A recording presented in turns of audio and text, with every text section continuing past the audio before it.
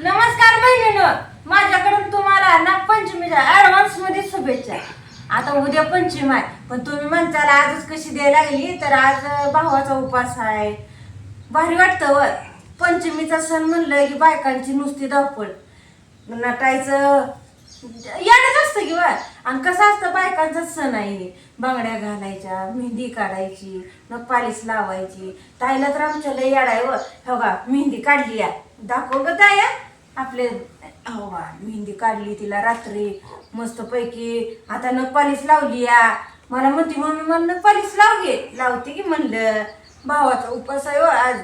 आज ताईनं पण आमच्या भावाचा उपास धरला या. काय सुद्धा नाही, नुसतं फराळीचं केलं या.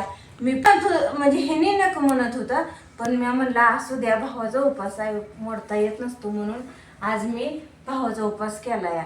ह्यानी म्हणत होतं तुला काय असेल ते औषध गोळ्या चालू आहे त्या, तू काय उपास करू नको, त्याच्या नादी लागू नको. पण आनंद कुठं गेलाय, आज लय भारी वाटायला लागले व. आज भावाचा उपास, उद्याच्याला पंचम. आणि कसं आहे बघा, आपल्या देवाऱ्याला नागोबाचं ती काय म्हणते ते फोटो, नागोबाचा फोटो, हा ती आणला ह्यांनी. आणल्यावर पूजा केली. त्याच्यासाठी आपल्याला वारुळाला पण जायचं. आज वारुळाला ती जाते, ती नागोबाला पूजायला दूध काय असेल ती साहित्य घेऊन.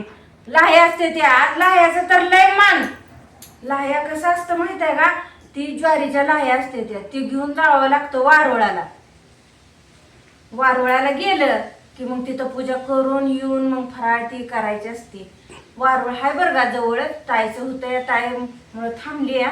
आम्ही जाऊन वारुळाला ती पूजा करून येणार. नागोबा तर आपलं पूजलेला आहे देवहाऱ्यावर. पंचमीला होय झोका ती बांधायचं नाही, पप्पाला झोका बांधून द्यावा ना. झोका खेळायचा. पंचमीला कसलं भारी असतंय बघा. शाळेला होती त्यावेळेस माझं लग्न नव्हतं, इतकं भारी बरं का. सगळ्या गल्लीतल्या बायका यायच्या तिथं. मग कुठं ती खेळायचं व लय असते खेळ खेळायचं. मग त्याच्यामध्ये फुगडी, कुठं ती पिंगा, काटवट खाना, कुठं काय काय काय, एवढं भारी वाटायचं बरं का. अजून माझ्या ध्यानात आहे, इतकं भारी वाटतं. मी अजून फोन करून मामीला विचारते, मामी तशी गाणी असते ती गाती. पंचमीच्या चांगलं 4-5 दिवस आधी ती चालायची, इतकं भारी वाटायचं. अजून पण ती चालू आहे, एवढं भारी वाटतंय काय सांगून पण नाही. पण ती त्या टायमिंगचं भारी वाटतं. पण आता काय रानातली वस्ती, कोण बायका जवळ येत नाही त्या, कोण म्हणजे वस्त्या नसल्यामुळं, कोण म्हणजे ज्याच्या त्या घरी ती गुंगच किंवा गाणी नाही ती काय नाही ती. जाऊ द्या, पारंपरिक खेळ आहे तर पंचमीला खेळते तीच. ताईचं तर चालू आहे बघा. आम्हाला म्हणते नटो घ्या पट दिसणं. तिचं सामान हवा काढलंय, तिचं छोट्या छोट्या क्लिपा ती. आणि तिचं चालू आहे कवा म्हणून मला नटवती, कधी मला ही करते. तर तिला काढली मेहंदी ती. आता तिला म्हणलं तर पतंग काय तिनं उडवला म्हणजे उडवायचा नसतो बरं का, पण तिला हौस आहे. दादा पतंग आणायचा मम्मी, ओंकार सकाळच म्हणत होता तिला, ताया आपण पतंग आणू उडवू. मग तिला ती याड लागले त्याच पतंगाचं. तर होय हा, पहिलं मामा वावडी ती कसली मोठी आणायचं. आणत नव्हतं, बनवत होतं याळा वाटायच्या कांड्याची. ती नुसतं साचा आणायचं, तसलं कागद ते आणायचं. आपल्या तायपेक्षा मोठी बावडी असायची, लय मोठी, माझ्या टकोऱ्याला लागत होती.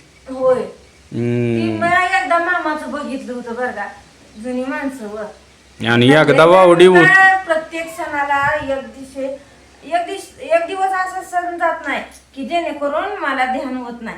कारण हायच किंवा तसंच असतंय, ध्यानात कसं येत नसतं. वावडी ती आणलेली केलेली. फेविक्विकचा डबा जाणत होता मोठा, फेविकॉलचा. म्हणजे तुम्हाला काय कमीच नव्हती. पतंग उडवायची भानगड नाही, वावडी उडवत असतात तुम्ही. अगं एकदा वावडी उडवली का परत खालीच काढायची नाही, तुटून जाईल तवाज. लय वावड्या उडवायचो. म्हणजे आम्हाला काय येत नव्हतं बारकेपणी, पण वडील दादा का नाही आमचं एकदा उडवली आणि त्या पेपरनीला बांधली म्हणलं, नुसतं वावडी बघतच राहायचं रात ना दिवसभरच. आता आणि वारं जसं सुटल तसं त्याचं चंगाळ लय वाजायचं वावडीचं, बर्र लय भारी वाजायचं. बहिणीच्या म्हणजे भावाच्या बहिणीने एक तरी झोका खेळावा लागतो. मला मला म्हणजे सगळ्यासनी म्हणलं तर झोका बांधून द्या. औ झोका नाही बांधायला.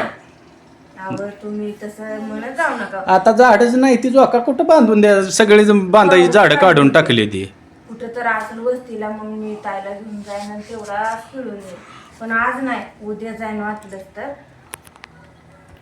अगं आता आपल्यात हायती का झाड झोका बांधण्यासारखे, एक देखील झाड नाही. कशाला बांध सगळे गाण काढली हो, सगळे झाड काढून टाकली, नाही तर होतं की ती पेपरने झाड. एवढं भारी झोकं ती बांधत होतो आम्ही. ताईला काय करते, नख पालिश लावती काय? पालीच लावते की तिला, तिचं चालाय सकाळ धरणं ही कर ती कर म्हणून. अगं उद्या पंचमी आहे म्हणल्या उद्याच लावायची असते ना. काय आजपासून सुरुवात झाली. ही काय ठेवते वे चिखल खेळत बसणार. लय असतं कडकण्या ती करते ती नागोबा कसा हात करती या. ती वेगवेगळं असतं. ती ताईचं कसं असतं माहितीये का, तिचं आपल्याला सांगती ही करू नका ती करू नका, तिचं लय असतंय. बरं झालंय की. आणि तुमचं काय माझं हा ते टायमिंगचं जेवणाचं झाली की, आज केली की वेळेवर खावा आता. काय 10 वाजून गेले की स्वयंपाक करायला. आणि हे घे कोंबडी कशी बसली आहे पिली घेऊन खाली. बघा ही मित्रांनो, आपण तुम्हाला मी ते गोट्यात दाखवलेली कोंबडी टोचा मारती वा आणि बार. का आहे शेवटी त्वचा मारणारच. उचल बघू कोंबडी कशी बसली ती बघा, पिली पण झोपी गेली ती तिच्या उबदार ह्याच्यामध्ये. कशी हो मला तर आधीच भीती पिंजार वाटते. ती कोंबडी बघ की. आणि मग ती आई असती व आईला काय वाटतं तिच्या पिलांवर संकट आलं काय, आईची माया वेगळी असते व, ज्याला आई नाही त्याला माहित असते कसं आहे आईची किंमत खरी कोणाला कळती माहित आहे का, ज्याला आई नाही ती. स्वामी तिने जगाचा आई विना भिकारी, उगच म्हणलं नाही मी एक आहे म्हणून मला माहित आहे. अरे पिलालाच मारते काय. कसं आहे निस्ता जवळ हात गेला तर टुची मारती या, म्हणजे ही जी ममता ह्याच्यावर कळून येते की माझ्या पिलावर कुठलं संकट नाही. कसं असतं माहितीये का, घार जरी वर आकाशात असली तर चित्त तिचं सगळं पिलापाशी असतंय. असतं का नसतं. कोंबडीचं मन कोंबडीचं नाही घाराचं सांगतीय.